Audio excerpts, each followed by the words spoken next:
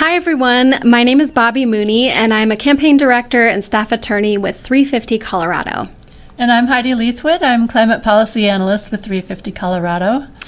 And today we're lucky to be speaking with Andrew Klooster, a certified optical gas imaging thermographer and the Colorado field advocate with Earthworks. Andrew, thanks so much for being with us here today. Thank you so much for having me. Well, let's start with diving right into the technology at the heart of the work that you do, these optical gas imaging cameras. Most of us have seen something like a thermal or infrared image before, but what you do really goes beyond that. So for listeners who've never seen an optical gas imaging before, a camera like this or the images it produces, how would you describe what the camera actually does and what makes it different from a regular infrared camera? Yeah, so I'll try to paint a picture for you all.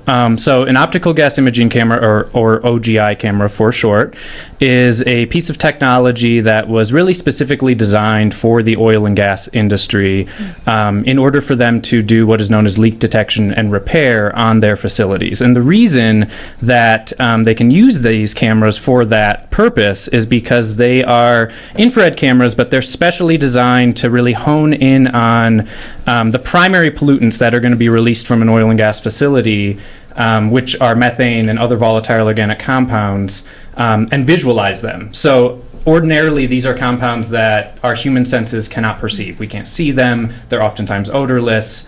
But these cameras are designed to specifically really filter out the majority of the infrared spectrum and the infrared wavelength and hone in on a really, really narrow band of that wavelength where these compounds are absorbing infrared radiation. And therefore they are visible to the camera in the same way that smoke from a campfire or steam from a tea kettle is visible to us. Those are airborne compounds that absorb radiation in visible light so we can perceive them. These compounds, these pollutants that we're really concerned about from oil and gas facilities, they don't absorb any sort of radiation in visible light. So, you could be driving next to or living next to an oil and gas facility and not have any awareness of pollution that is coming off of it. These cameras that we use at Earthworks are going to be able to visualize those pollutants. And how far away can you be and still pick up the pollution? It can vary a lot. These are cameras, so there's obviously a lot of kind of framing and other issues that can get in the way of being able to really get a good view of an oil and gas facility. Because one of the important things to understand about our work is we're never trespassing, we're never entering onto a facility in order to film the equipment on it. We're typically at the fence line or sometimes even further away, and there can be obstacles in the way. These facilities aren't necessarily designed for folks to hang out on the fence line and film them, so there could be trees, shrubbery, other things that get in the way. But it varies in terms of our access to a pad, in terms of how far away we can be and still view things. There's a lot of variability in terms of the size of the emission event. So if we're talking about small little leaks on an oil and gas facility, and we can talk more in depth about some of that as we go along, that's going to be the sort of thing that you might have to be really close to the piece of equipment to be able to pick it up with the camera. But if we're talking about major emission events, I've filmed things, for instance, from over a mile away in Weld County where I have a clear viewing range, and it was a really, really high volume release of gas into the atmosphere, and it was clear, on the horizon, just a plume of gas on the horizon from over a mile away. So it can vary quite a bit, and I think importantly, the size of the emissions, there's a little bit of a shorthand there in terms of how much we can pick it up from how far away. Thanks, Andrew. And I understand the camera you use is really the same type that the oil and gas companies use themselves. Why is that significant? Well, so, as I said, these cameras were really designed for the industry themselves. Prior to the advent of this kind of optical imaging technology for these gases, if you were an operator of a facility and you wanted to look for leaks on your equipment, you would potentially have to have a worker walk the entire length of the piece of equipment or the pipes or whatever it is that you're looking for leaks with a handheld gas reader that's just going to potentially have an alert if VOCs or volatile organic compounds are picked up by that meter. But it's kind of blind. You're just blindly sort of scanning this equipment, which isn't a super effective use of time. It also is potentially unsafe for those workers because they may be getting exposed to pollutants before they're even aware of their presence. So these cameras were designed both to really help speed up this process and help identify leaks quickly so they can be repaired, but also they were a safety measure because, now instead of having a worker standing right next to and potentially exposed to some of these harmful pollutants in order to just detect them, they can stand back from a distance and film a plume and, intentionally not be downwind from it, so they're getting exposed to this stuff. So these were really designed to really aid in this process of the industry picking up on these emission events and hopefully, ideally, repairing them in a timely fashion. Earthworks purchased our first optical gas imaging camera a little over a decade ago, and now we have up to 5. And we did it because we realized that, while the industry is starting to employ this technology, oftentimes after they are forced to by rules or regulations that tell them they need to employ this technology, because it is costly. But we realized that there was sort of a gap there because the industry is suddenly now be able to kind of visualize these pollutants that we're all concerned about, but the public, community members who may live next to these facilities don't have that same ability. And so we were able to get funding and purchase our first camera, and like I said, we're up to 5 now, really with kind of a dual purpose of being able to provide that visual, being able to sort of show people what it is that we are concerned about and why we're concerned about these pollutants, but also to play a role as a sort of watchdog and use these tools really for accountability. Because if I find a leak or I find a malfunction, is the operator, have they, is it because they haven't conducted a leak detection repair and done it themselves? Have they not fixed it? Have they tried to fix it and failed? So we bought these cameras in order to see, if operators are doing what they should be doing and if they're following air quality regulations, and likewise to see across the different states that we work, such as Colorado,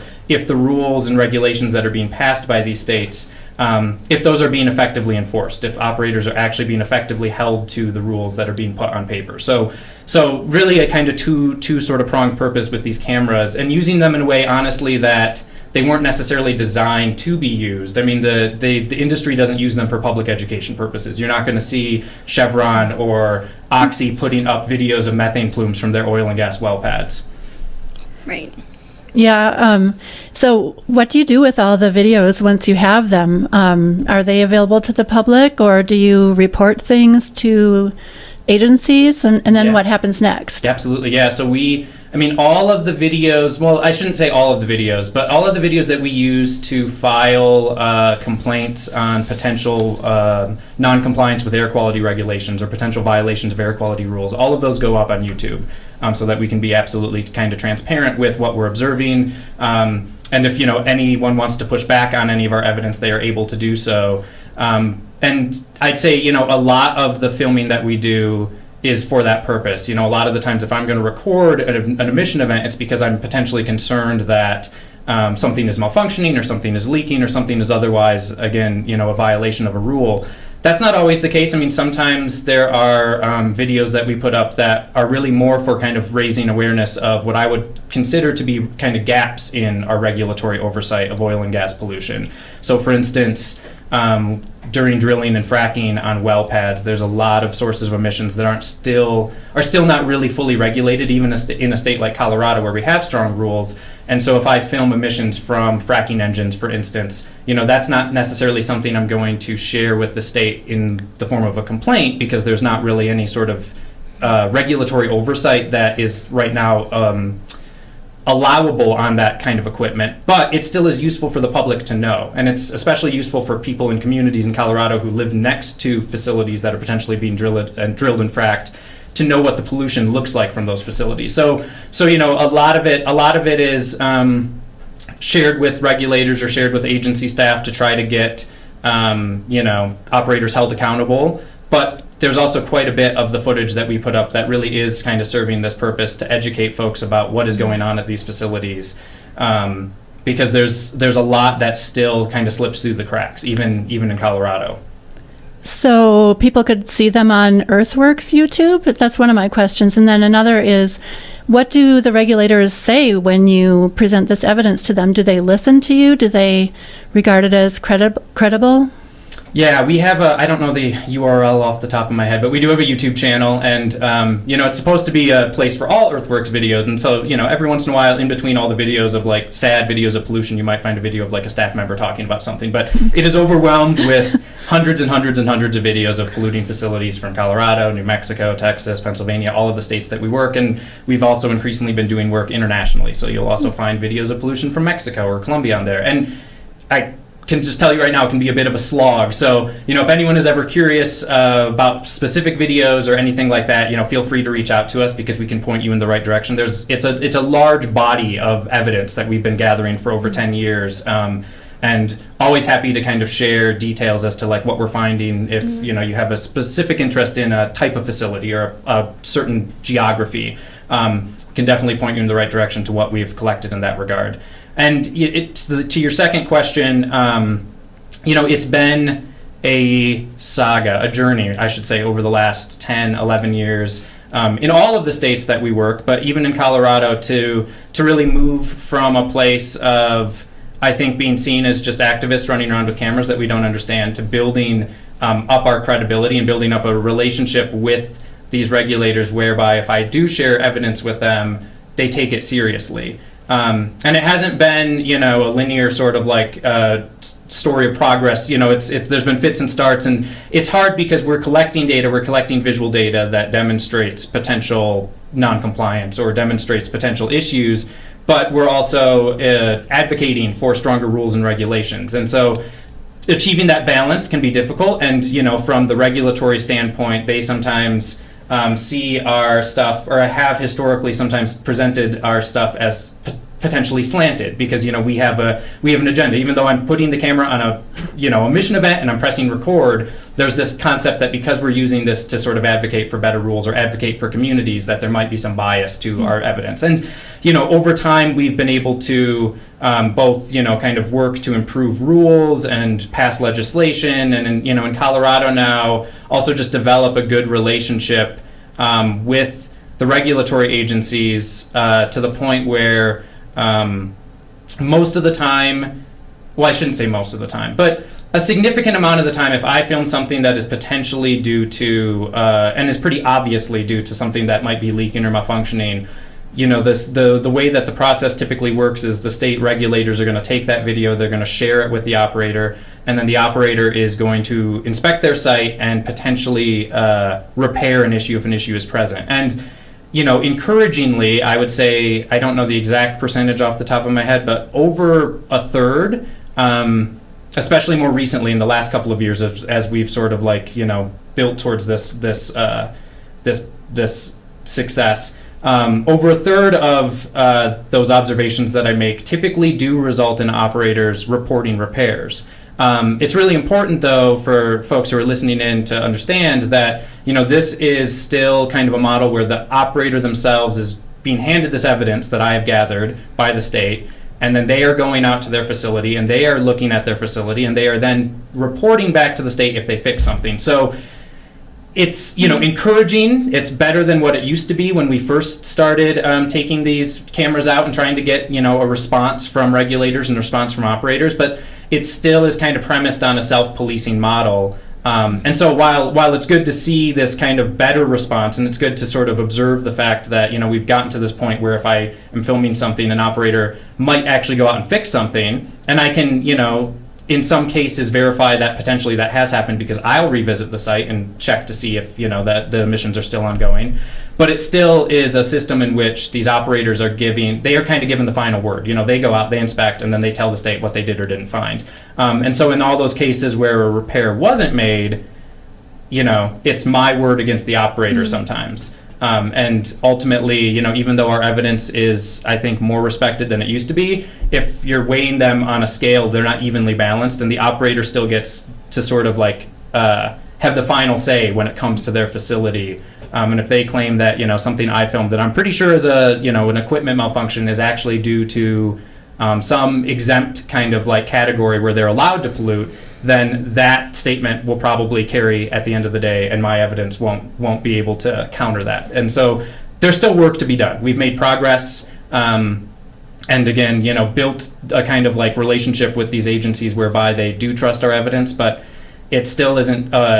It still is not. We're still not in a position where if I film something, that is, given the kind of like final word over what an operator is going to claim.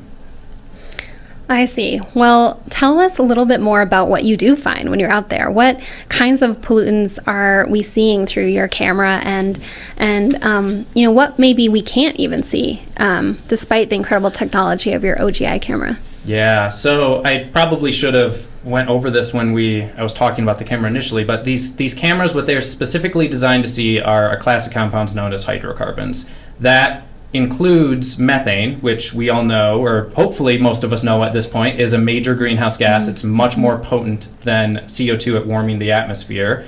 It's also a major fossil fuel. So methane is the primary component in what we refer to as natural gas. And so it's both when it's released into the atmosphere in a pure form, it's a greenhouse gas. When it's burnt to generate electricity or to heat a home, it's a fossil fuel that produces carbon dioxide, which is also a greenhouse gas. So methane is a major hydrocarbon and one of the primary things that our camera visualizes. But methane, when you have an emission event at an oil and gas facility, you're never really just going to get potentially methane. There's going to be other what are known as co-pollutants along with it, and that includes some other hydrocarbons such as benzene and toluene and other volatile organic compounds that are not so much of a concern in the sense that they're greenhouse gases like methane, but they are benzene, for instance, is a carcinogen. Toluene has known negative impacts on human health. So these other co-pollutants that might be released from a facility that our camera can visualize are more concerning in the sense that they're going to have impacts on folks who might be exposed to them. And they also are kind of nefarious in the sense that volatile organic compounds in general not only have impacts on those in close proximity to a facility that might be exposed to them, but they are a primary contributing factor to the formation of ozone or smog, which is a major problem in a lot of urban areas in the United States, but especially in the Front Range. We have some of the worst air quality in the world in the summer months in the Front Range, and a major contributor to that is the volatile organic compound emissions from oil and gas activities. And so our camera, when we point it at a facility and when I see pollution from a facility, it's going to be seeing some combination of methane and other volatile organic compounds. I see. So this pollution, it sounds like obviously greenhouse gases that affects climate change, some of those toxic pollutants you mentioned that have huge health impacts like benzene and toluene, and then contributing to the smog problem. Would you explain a little bit for our listeners a little bit more about smog, because it's an interesting chemical reaction that forms it, and it involves ozone, which a lot of people have heard of before, but maybe they've heard of ozone in a slightly different way. Yeah, so ozone is a challenging pollutant because it's not directly emitted by a source. Ozone forms in the atmosphere due to, as you said, a chemical reaction between volatile organic compounds and then another class of compounds known as nitrogen oxides, which also can be released during certain oil and gas activities, especially during drilling and fracking. You'll get nitrogen oxide emissions. And so those two classes of compounds interact with one another in the presence of sunlight. As we all know, Colorado is a very sunny state, so we have a lot of sunlight, and form this pollutant known as ozone or smog, which is a pollutant that actually, unlike these other compounds that are contributing to the formation of it, can be visible. I mean, when we have a smoggy day in the Front Range, you won't be able to see the mountains. You might not even be able to see the skyline of Denver, depending on where you're at, because it creates this hazy sort of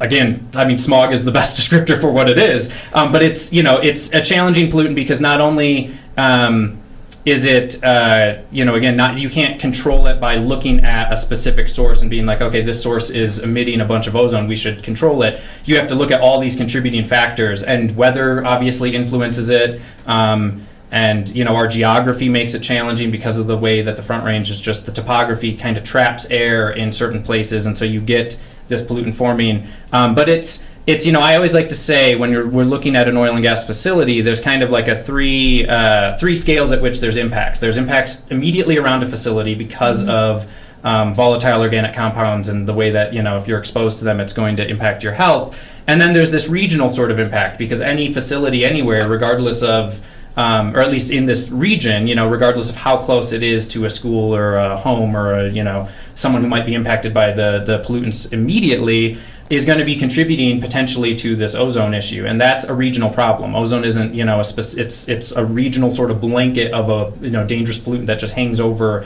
the entire Front Range in the summer and impacts people's ability to breathe, especially if you have respiratory issues. It's going to exacerbate those. So you have this regional impact, and then, as we've talked about with the methane, you have a global impact. So any oil and gas facility in Colorado is also contributing to climate change, which has impacts also on people's health and livelihood in Colorado due to wildfires and others. So there's multiple scales at which a single potential polluting event on one of these facilities is going to impact those around the facility, those at large in the Denver metro area, and then globally our challenge with climate change. So on our previous podcast episode, I was talking with Dr. Lisa McKenzie, and I'd encourage listeners to go back and listen to that episode. But one of the things she was talking about is that setbacks, while they might protect people that live close by from impacts, they don't do anything for those regional and global impacts.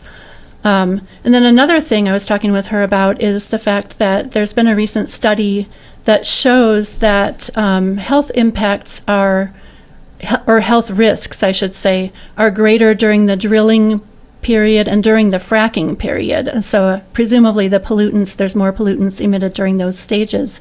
Is that something you're seeing with your cameras as well?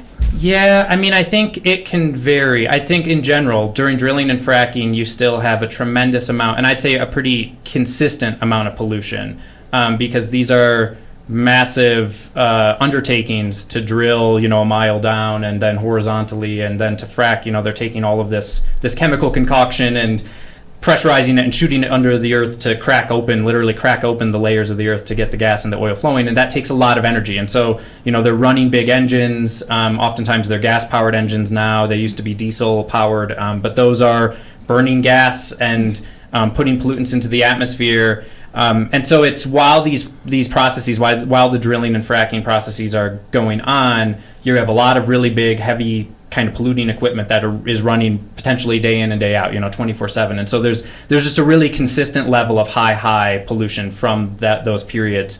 But I do think it's important for people to sort of recognize, and this is important for the setback kind of conversation too, that just, once fracking is over, once a well has kind of settled into its producing state, which may last decades, that doesn't mean that the potential for massive emission events is suddenly gone, because you may not have as consistent of kind of a pollution coming off of this big heavy equipment that you have during drilling and fracking, but you still have all this equipment sitting on the pad that at any point could have a major malfunction and could release a ton of pollution.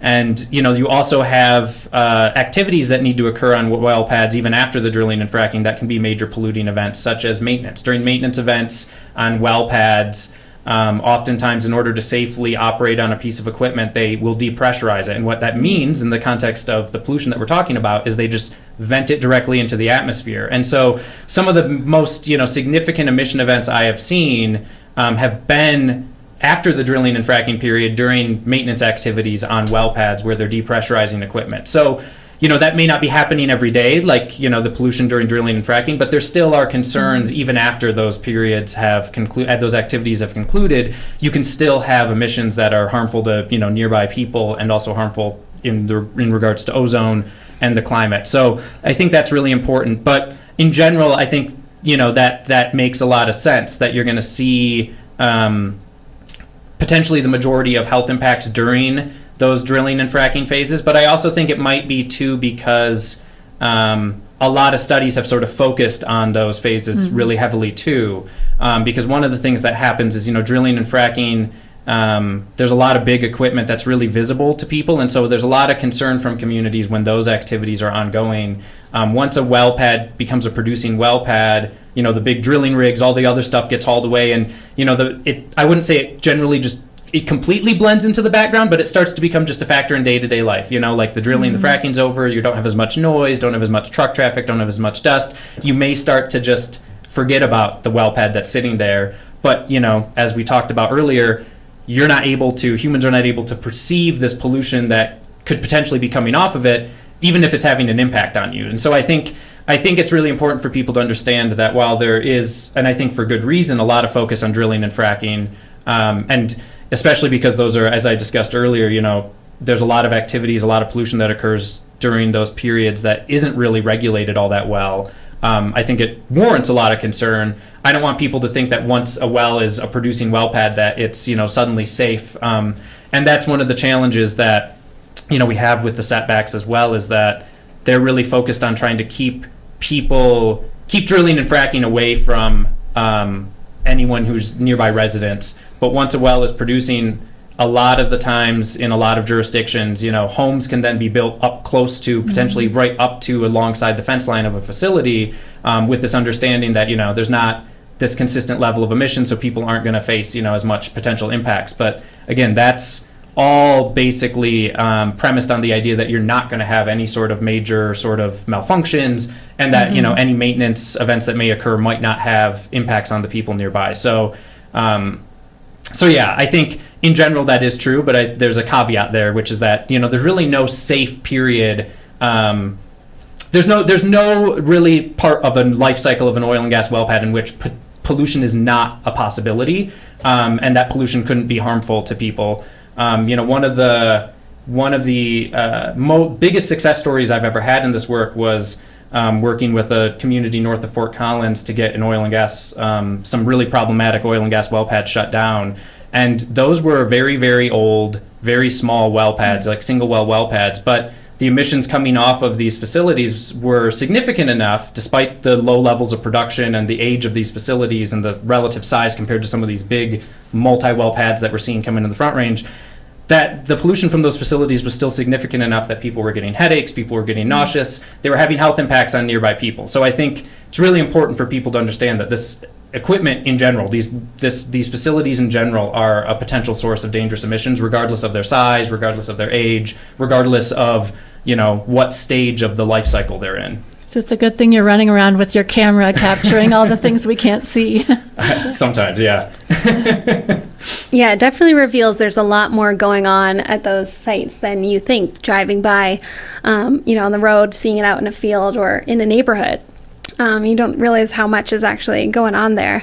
I wondered if you could tell us a little bit more about what is on the typical fracking pad. You've mentioned some of the equipment, but talk a little bit more about what the different types of equipment are there and what where pollution might be coming from. Yeah, and I should do a plug for our 350 and Earthworks partner quite frequently on public tours of oil and gas facilities, which is a really great way to sort of really visualize some of the stuff that we're kind of asking you to conceptualize right now during this podcast. Yeah, and I actually went on my first tour just last week, and it was really great. Everyone should do it. But I'll give a quick, really sort of basic kind of, without any visual aids, overview of an oil and gas well pad in, let's just say, the Front Range. So when they're drilling in the Front Range in Colorado, most of these wells are going to be producing oil and gas, and that gas, when we say oil and gas, is again primarily the methane that is being captured to then refine into what we, in the utility sense and in the consumer sense, call natural gas. But oil and methane gas and usually large quantities of water are also trapped down in these formations. And all three of that all comes up once they've fracked, they've drilled a well, they've fracked it, all of that starts flowing to the surface combined together. And so the first thing that happens on any well pad is all of that stuff has to get separated. And so there's equipment on a well pad that I'm not even going to try to describe what it looks like necessarily. It'd be easier, again, come on one of our tours and you can see it in real life. But these separators are, you'll typically have a series of separators on a well pad, and they are serving that function to do basic separation between the oil, the water, the gas. They're not purifying all of it. All of this stuff still has to be shipped off. The oil and the gas at least has to be shipped off to be further refined and purified before it can be used for any sort of use that we use it for, but it at least separates them out on the well pad. And so once they're separate, these separate streams, the oil typically gets stored in big storage tanks, which if you've driven around and looked at oil and gas facilities in Colorado or any state, you're going to see a ton of tanks on these well pads, and those tanks are storing the oil, and they're also storing this water, this wastewater, produced water that comes up from the formation. And that all typically gets has to be trucked off. So it's stored in tanks until it's eventually trucked off. Gas, it varies by different basins, but in the Front Range, a lot of the gas is immediately piped off of these well pads. The pipes may have been laid before the well has started producing, so you'll have the gas piped away, oil and water stored in tanks. And so the separation occurs. There's this kind of storage that occurs until big tanker trucks can come and unload the oil and the water from the tanks. And then the other sort of major thing that you'll typically see on a well pad is combustors or flares. And those are there as control devices, because when you're storing a bunch of liquids in tanks, these are volatile liquids. Both the oil and the water still have a lot of they still have a lot of methane gas mixed in with them. They still have a lot of these volatile organic compounds, and these things will off-gas off of the surface of these liquids in these tanks, which are sitting in the sun. They're closed containers. They're oftentimes pressurized, and so you have this gas building up inside these tanks. And if you didn't have a flare or some sort of combustor, the only real means of ensuring that tank didn't overpressurize and fail would be to just release those gases directly into the atmosphere. And so, without that kind of determination that you need to have a flare, that's what an oil and gas facility will do. They'll just vent. This is what we call venting. They'll just vent those tanks. They'll open a valve on top of the tank and they'll let all the gas out. On a lot of the bigger facilities in Colorado now, their venting isn't really is not allowed outside of certain circumstances, such as some of the maintenance kind of exemptions that I discussed. And so you'll see oftentimes these tanks, there'll be piping that will be transferring those vapors to a flare or a combustor. Kind of important. I mean, again, we don't have visual cues to help with this conversation, but if you drive past oil and gas well pads in Colorado, you're not going to see open flames typically, but you'll see what looks like large, chimney stacks, smokestacks on a well pad. Those are the actual flares. It's not like the kind of traditional, I think, sense of what we think of as elevated flares, where you have a flame at the top. In these enclosed flares, the pilot light is at the bottom, ostensibly to help control and regulate the flame and combustion process. But that's kind of a general layout. Sometimes you'll have additional pieces of equipment on well pads. I'd say the other major one that might be worth mentioning is compressors. So compressors are typically big engines that combust gas, burn gas in order to generate power and then move gas through pipelines. So if you have, again, the gas kind of being separated out from the oil and the water, you need to have it under pressure in order to move it off the well pad, move it through a pipeline. You might have a compressor or two on a well pad as well, especially a really big well pad might have a compressor or two running to move that gas off the well pad. And all of those things that I mentioned, separators, tanks, flares, compressors, all of those are potential sources of emissions. So when I'm looking at a well pad, I'm scanning all of this equipment, both for potential leaks, but I don't really like the term leak, because leak to me implies that I think when people hear leak, they think it's just maybe a minor little thing, because again, there can be significant emissions from this equipment when it malfunctions. And so leaks are one thing. Malfunctioning equipment that isn't, is potentially still operating but not operating effectively or efficiently is going to produce a lot of pollution. And we could argue semantics as to whether or not that's a leak. But I think leak, in people's minds, when they hear leak, they think it might be an easy thing to resolve. And sometimes you're getting pollution that's because some of this equipment just doesn't operate as effectively or as efficiently as it should. And that's still a significant factor in the emissions that are coming off of these facilities. I agree with that use of the word leaks, because it kind of makes it sound like if there weren't any leaks, there wouldn't be any pollution, and that's just simply not true. Yeah, and that's so for instance, a flare, if you're running your flare, you're going to be burning this gas that's coming off of these tanks, for instance. You're controlling it. But a flare is, importantly, as we discussed earlier in the conversation, you're burning what is a fossil fuel. You're burning methane gas, so you're not really destroying it. It's not just being obliterated. It's being converted into carbon dioxide. So even on a facility in which things are functioning as they should be functioning, you're still going to have pollution occurring just by virtue of the fact that you're trying to control one pollutant by turning it into a different pollutant. And so that's a really important point to drive home, is that pollution is really anticipated and expected on oil and gas facilities writ large. And often the way that they're kind of permitted and the way that air permits work in general is that you're trying to determine like what is an acceptable level of pollution. It's really a license to pollute up to a certain amount, and as long as you're polluting up to that certain amount and not exceeding that, all's fine. But pollution is not something that is ever entirely eliminated from this process. Any oil and gas facility is going to have ongoing pollution, and the question then becomes, is it not or not? Is it within or without, the regulatory sort of purview of what it's supposed to be doing? And that's why they're the largest source of greenhouse gas emissions in the state, because it's just expected. Yeah, exactly. I was really surprised to learn that, honestly, that just the process of getting the oil and gas out of the ground, from these facilities to the next step of processing it and getting it to market, just that part is actually the biggest source of greenhouse gases coming from Colorado, more than actually burning the fuel, more than transportation, more than all of our other contributions to climate pollution. Just the fracking process really is number one. Yeah, by far.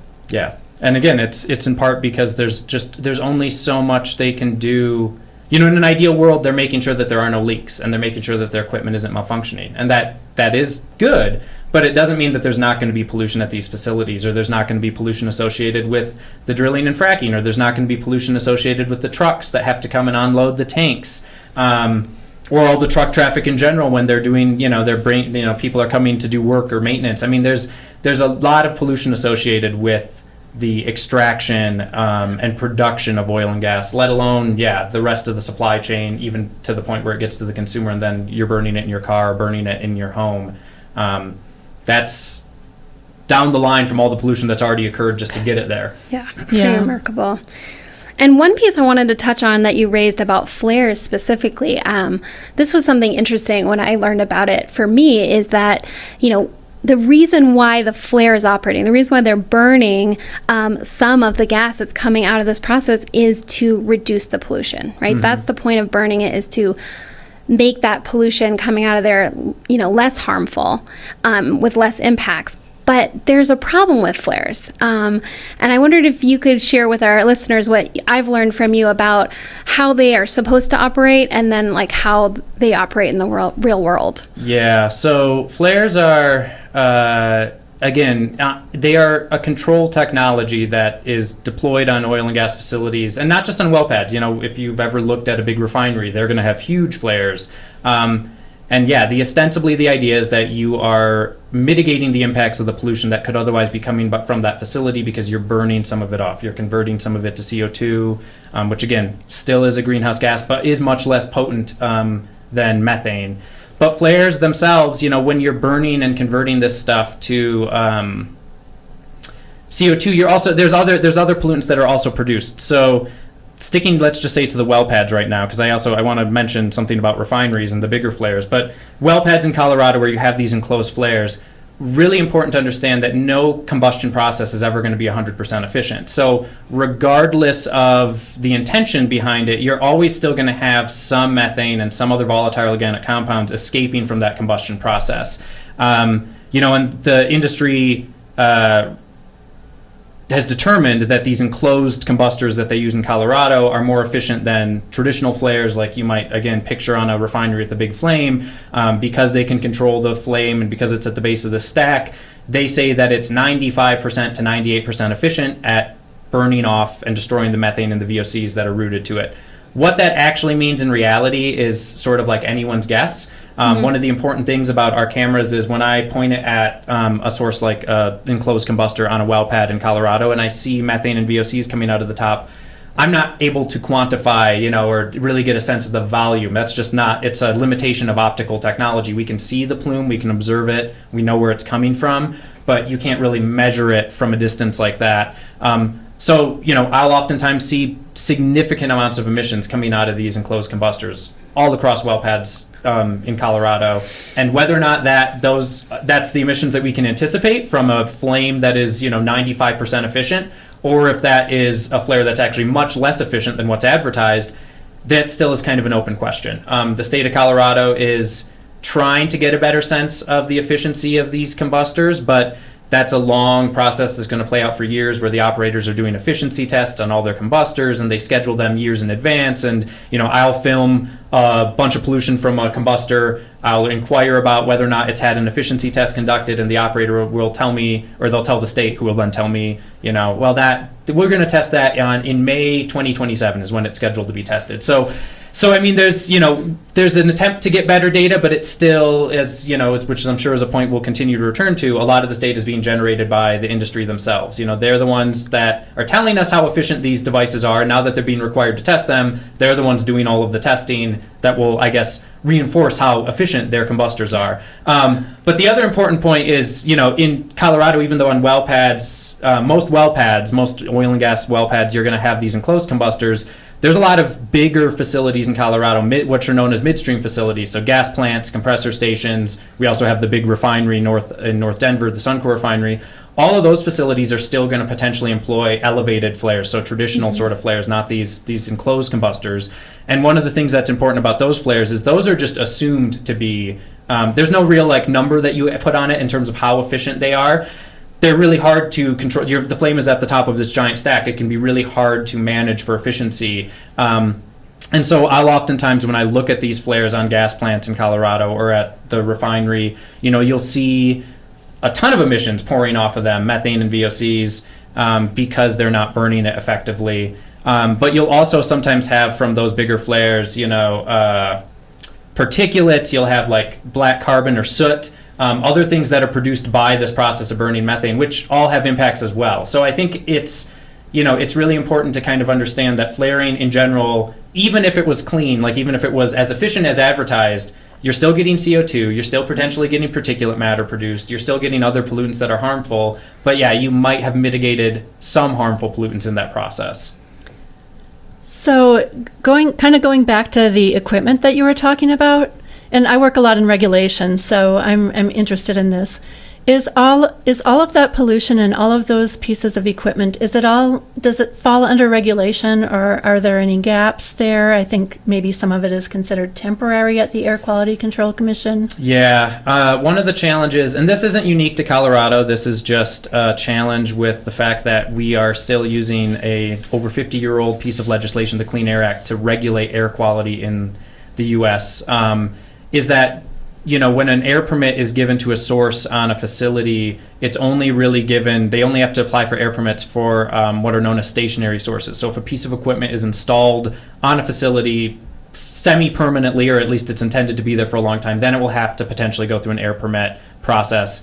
If it's a temporary piece of equipment, so I mentioned these big fracking engines that are hauled onto pads when they're fracking, those, because they're temporary, never have to go through really a formal permitting process.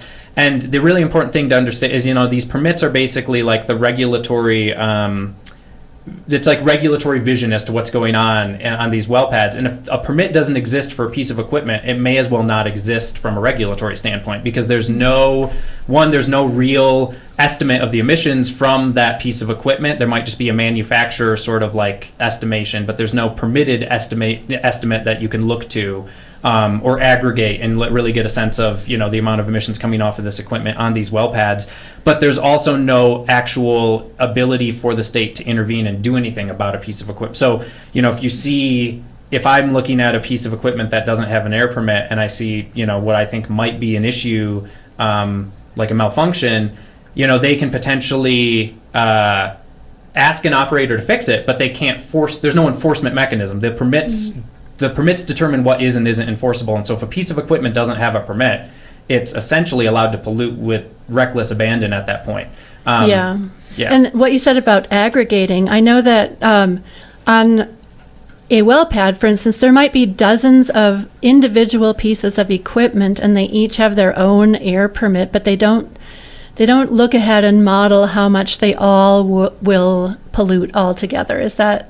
Yeah. What, yeah, that right? That's what makes it really challenging. The way that we permit these sources is it's source by source. You look at a well pad, or you look at a bigger facility like Suncor's refinery, you're not looking at really one permit, you're looking at hundreds of potential sources that all have their own permitted thresholds or levels of pollutants that they're allowed to release. They might have their own kind of enforcement mechanisms built into those permits. And sometimes, those on bigger facilities will get kind of aggregated together, but oftentimes you still, in order to parse through it, you're still kind of dealing with this labyrinthian sort of conglomeration of all these different permits with all these different sort of kind of understandings of the equipment and the pollution coming off of it. And so it makes it really hard to, honestly, for anyone, I mean, not just for the lay audience or, folks like us, but even for like the state, when it comes to regulating this stuff, it can be really, really hard to get a sense of just the impacts from a single well pad because of the way that this all works. And the other thing that's really important, because we've mentioned it a few times, but I want to just emphasize it,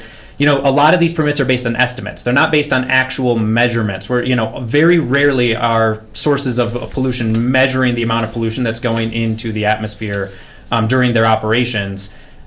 Permits are based on kind of models and estimates and plugging numbers into a formula, and you just assume, I have this level of production on a well pad, and I have this size of tanks, this volume of liquid that potentially will be moving through it, and so this is what I estimate the annual emissions from it will be.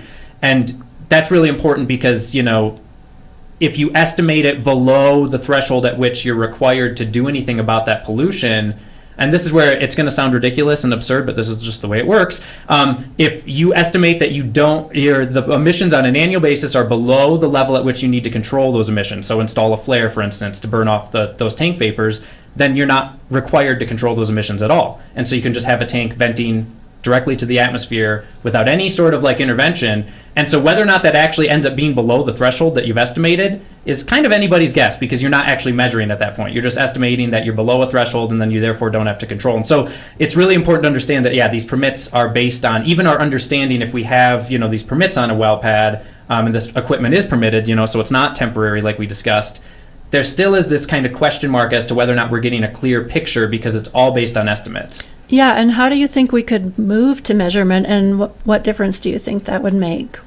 I mean, it's really not, it's not impossible in terms of like there's no technology out there that can do this. It's just costly. In order to measure emissions from well facilities, it requires, just more work really on the operator's part, more work on the state's part. And, it is challenging when you're dealing with dozens and dozens of sources, but for instance, from large stacks, there's technology that you can use to measure the flow rate or the amount of gas that's flowing past it in the stack. There's ways to take sort of aerial or satellite data and pair that with ground-based sort of data. I mean, there's ways that we could do this. There's ways that we could get better data on what exactly is coming off of these pads, but it costs money, it's time-consuming, and, outside of when the state requires it in a certain rule or regulation, the industry is never going to do that willingly of their own accord. And that's really the challenge that we're at, is that it's anything that, is going to give us a better sort of insight as to what is actually going on those well pads, we're going to have to force them to do. Well, I know some other folks are working on monitoring too, and we've had some examples of community air quality monitoring in different parts of Colorado. There's some new community air monitoring starting up in sort of the North Aurora area soon. So I wondered if you could speak a little bit to, what insights can come from that local community action around air quality and what that data can tell us. Yeah, I think, it's really important, first of all, to sort of differentiate between measurement and monitoring. So measurement, is you're trying to get an accurate account of, for instance, the pollution that comes out of a specific source.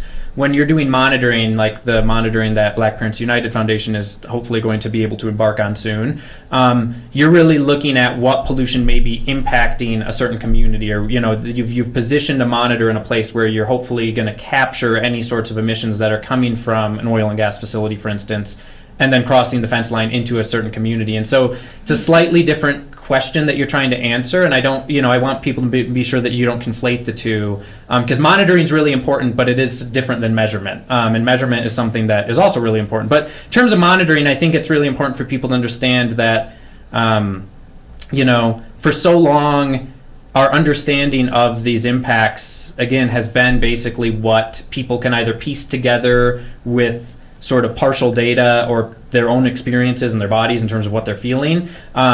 But there's not a really, it's been hard for communities to really have evidence that they can point to to be able to leverage, and to back up the potential like stories from the community about impacts from the industry. And I think it's unfortunate that they really need that data, because people's health should stand as the kind of like that's all the data you need. If kids are getting sick or people are getting sick, you shouldn't have to then embark on expensive endeavors to set up community monitors and become like experts in air quality monitoring in order to prove your point. But that's unfortunately that is the realm that we're working in, and so it's really encouraging to see communities getting a hold of this technology, because again, it's a way of countering the sort of prevailing narrative, which is that there's a lot of plausible deniability that the oil and gas industry has, because they're not the only source of emissions, they're not the only source of potential impacts on people's lives, and so even when you have a pretty clear sort of like connection potentially between a well pad and this well pad was drilled and fracked, and then suddenly all these kids in the surrounding neighborhood started getting nosebleeds, the industry can always sort of like wiggle their way out of like blame for that by pointing to other factors, and that's that's the story of environmental health in general, is it's really, really hard to sort of like create a causal link between the polluting facility and people's health. Even if it's intuitive for the people who live in those communities and it's obvious, clear as day. And so having this additional data from these monitors is really, really important in, kind of backing up these stories that people have been telling for generations. But, even in those cases, it is really important. And I always like to tell people, a monitor, when you have a monitor in one location, it's never, that also isn't going to tell you the full story. And I think sometimes monitoring, especially when the industry is the one behind it, can be used to really mislead people, because there's ways to do monitoring in which you're going to set up, if you're putting monitors in places where they're potentially never going to come into contact with pollution, you can suddenly create a narrative that like, well, there isn't pollution occurring because our monitors didn't detect anything. And I always encourage folks, like communities who are doing this air quality monitoring, to not necessarily assume that they're going to be able to capture everything with a single monitor. A single monitor is going to give you some sense of potentially what is happening, but you're dealing with pollution that is moving around in 3 dimensions, and the weather, the wind is going to pick it up and carry it in different ways, and there's going to be differences in temperature that are going to sort of determine where it settles out or where it doesn't settle out. And so it's a snapshot, kind of like my camera. All of these technologies have limitations to them, and it's really important to understand that monitoring can be really empowering, but it can't necessarily give us the full picture of what's going on at these facilities. And again, like the industry can use monitoring to really sort of mislead people as to what's actually going on. Definitely. All right. Well, thank you, Andrew. You've given us a lot of great information, covered a lot of ground about the equipment and the pollution and what your cameras can show. We've got a few more sort of bonus questions for you if you are up for it. Yeah, absolutely. Well, thank you. So, let's see. Yeah, taking a step back. Thinking about all your work with this technology, I wonder what you think about and what you think that this work that you do and what we see here on the Front Range reveals about our relationship with oil and gas here in Colorado today. I think it's really easy, especially as someone who has spent a lot of time, countless hours, like staring these pollutants like right in the face, these things that are having a negative impact on our air quality, are impacting our climate. It's really easy to get discouraged. And sometimes, I talked a little bit about all the hundreds of videos in our YouTube channel. Like, it can be a kind of depressing thing to just scroll through, let those autoplay, and just see, pollution after pollution after pollution event. And I think it's important for people to recognize and realize that despite the challenge that is still present in terms of dealing with the emissions from this industry, and as we discussed, we're not even talking about kind of the sort of downstream economic kind of dependence we have on fossil fuels in our own lives, but just dealing with all the emissions, the pollution that occurs because they're in the midst of, when they're producing this stuff, when they're extracting this stuff.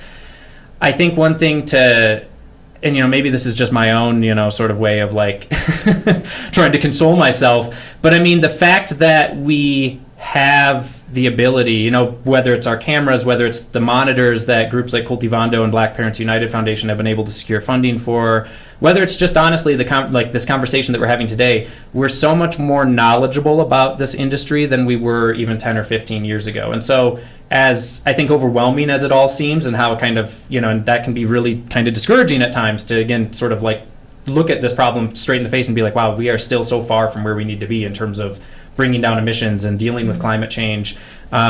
We also have more power to shape the narrative than we've ever had before. And that's, I think, really the important thing when I look at, you know, the 10 years of our work with these cameras. And when I look at, honestly, the countless videos that I filmed that I still have never found any use for, you know, it's all sitting there. There's this body of evidence that we've been gathering for many, many years. And, you know, Earthworks is not alone. There's a lot of other organizations. You know, you have community groups like Cultivando that's collected this really, really high quality, important air quality data. You have Black Parents United Foundation that's about to be doing this, and community groups across the country and the world doing similar sorts of things with similar technology.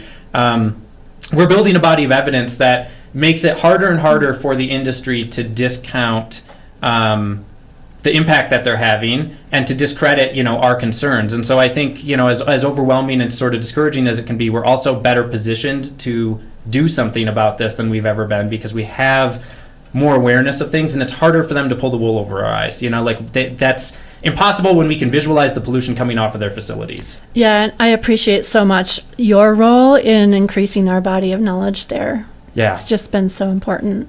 Absolutely, yeah. And again, you know, there are countless like instances in which I have filmed things and filed complaints, and the result has been very it has not been ideal, you know, in terms of like, I feel like the industry, they got off easy without any sort of like fine or violation or even really any scrutiny over like what potentially was going on their pad, despite my video evidence. But that evidence still's out there, you know, it still exists, it's still there. Like, we still captured and documented these emission events that are occurring. And so, you know, again, it's not, you know, we still are very far away from where we need to be. Even a state like Colorado, you know, Colorado likes to pat itself on the back as, you know, having the strongest rules and regulations in the nation. And maybe there's some truth to that, but that doesn't necessarily mean that we still don't have a massive problem in Colorado with pollution from the oil and gas industry.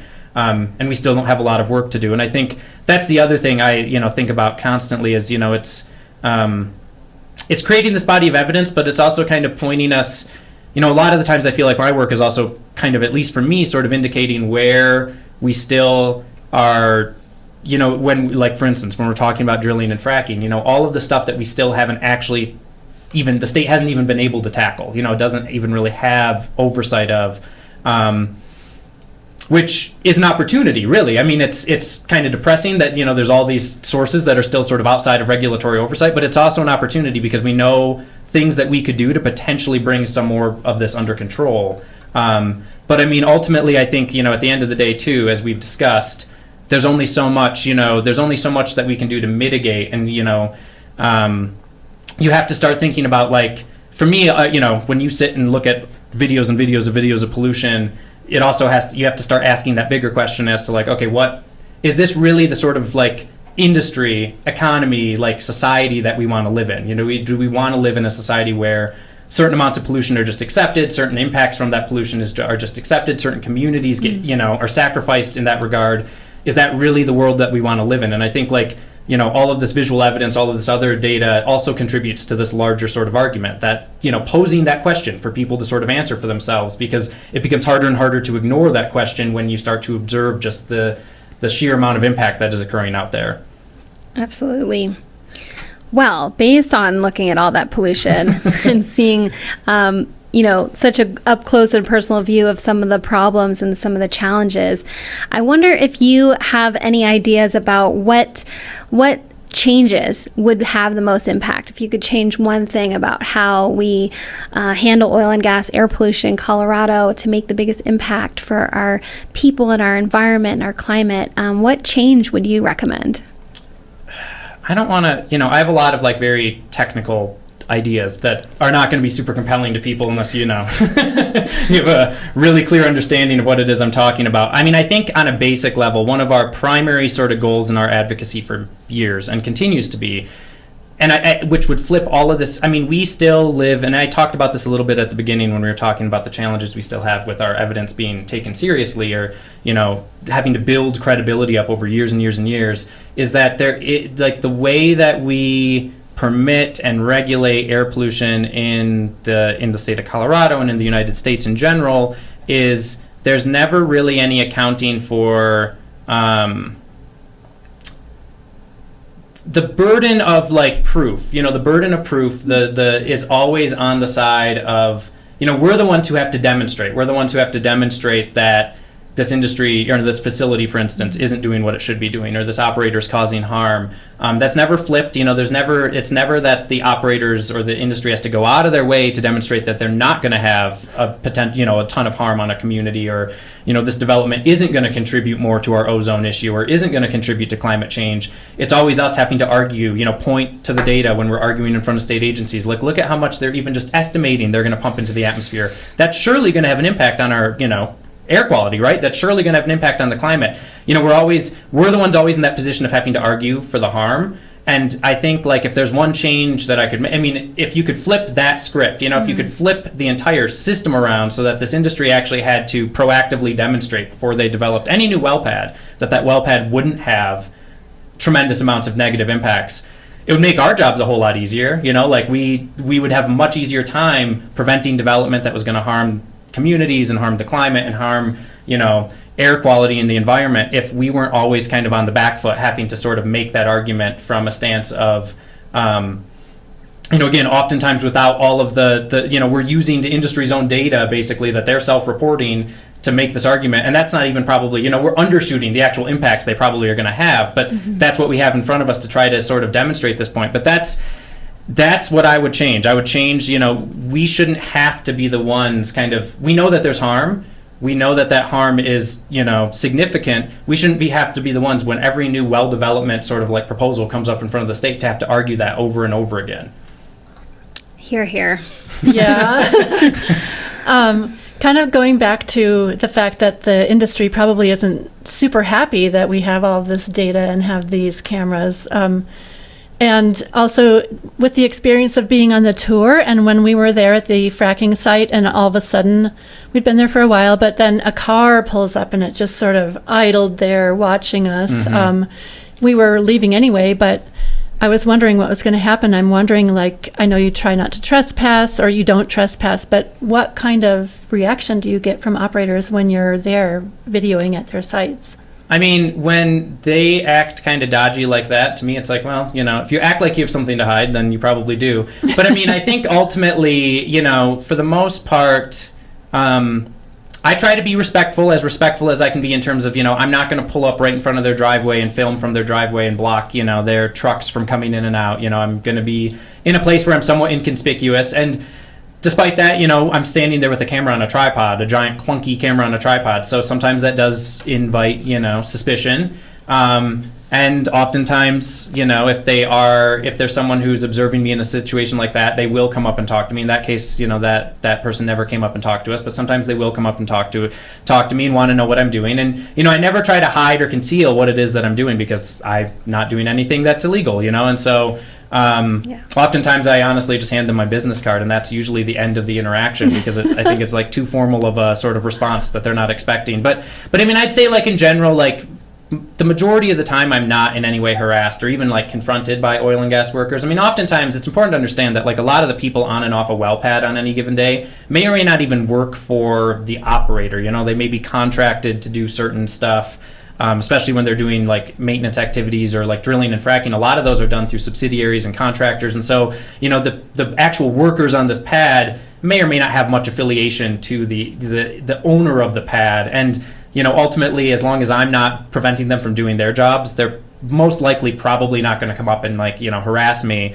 But that also varies by, I'd say, the region in which we're doing our work. Colorado is a place where I haven't had too many hostile encounters with oil and gas workers or the industry.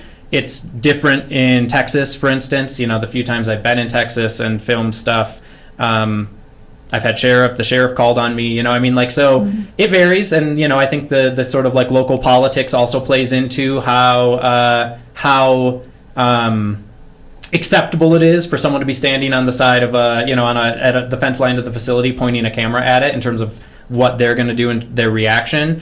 But I also think it's important too to sort of recognize that, in this case, oftentimes the workers themselves are some of the most exposed to, sometimes I've filmed pretty significant emission events, and the people who are being directly exposed to those emission events are potentially the workers on the pad. I mean, there's been instances where I've filmed, big tanks that are off-gassing, and there's workers just downwind of it hanging out. And, they may not know, because again, they may not even be able to, they're not going to be able to smell it, you're not going to be able to see it, so they may not even know that they're standing directly downwind from a big plume of VOCs that's blowing, wafting right over them. And so I think that's kind of important for people to understand too, is that, when we're talking about mitigating the impacts from these facilities on communities, we're also talking about the fact that these are potentially dangerous workplaces, and this industry doesn't always demonstrate, I don't think, at least from what I've observed, looking at a lot of these facilities with leaks and malfunctions and, workers that oftentimes don't wear respirators or any sort of protective like PPE, they don't always demonstrate a whole lot of concern for the potential impacts on their workers, their own workforce. And I think that's a really important thing for people to recognize too. All right. Well, thank you, Andrew. This has been incredibly eye-opening. It's really neat to understand sort of, what's out there, what's visible, what can be measured, what can be made visible through your camera, and what's really happening out there. It's so important for our communities here in Colorado and our policymakers as well. So thank you so much for walking us through how your technology works and for helping us see what's often invisible to the naked eye. Thank you for inviting me. And, another plug for our tours, this is an educational conversation we've had, but, the best way to get a really good grounded understanding of what's going on out there on these facilities is to come out and join us when we are out and get a face-to-face sort of like visual of this actual pollution that's coming off of these facilities.